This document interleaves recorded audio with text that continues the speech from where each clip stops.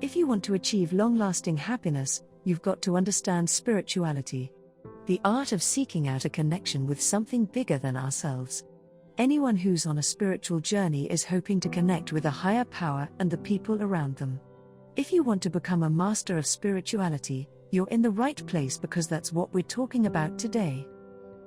If you're someone who's always stressed, easy to anger, and generally having a tough time, which is most of us, spirituality is something that can definitely help you out.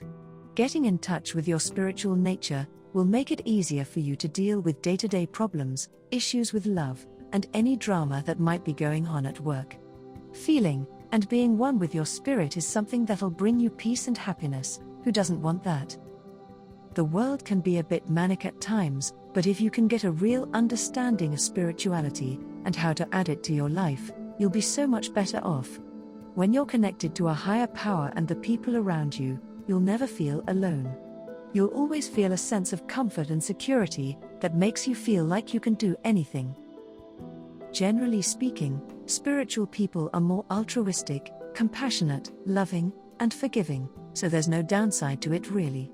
That being said though, spirituality is a lifelong journey, and it's something you have to fully commit to, if you want to enjoy all of its benefits. When it comes to the pursuit of happiness, our past baggage has a way of holding us back. If you're always thinking of the pain you've been through in the past, you won't be able to see anything else. And if you can't let go of what's already come and gone, well, finding happiness will be next to impossible. But that's enough chit-chat, let's get down to what you came here for. The 5 ways you can use spirituality to find happiness. Number 1, practicing yoga. If you've never practiced yoga before, you've got to give it a try. Yoga is one of those things that'll help you harmonize your mind and unplug from the material world. It's kind of like meditation, which we'll get onto next. Using yoga to connect with your body and emotions will help you see the world differently. Things will become super clear. Yoga comes in so many different forms, we'll have to make a video about some of them later. Number 2, meditation. Meditation is something that most people have tried at least once, even if it didn't go very well. Meditation looks easy from the outside looking in, but it takes a lot of practice to really master. When you do master it though, you'll feel free and more connected to the world than ever before. Number 3, walking with nature.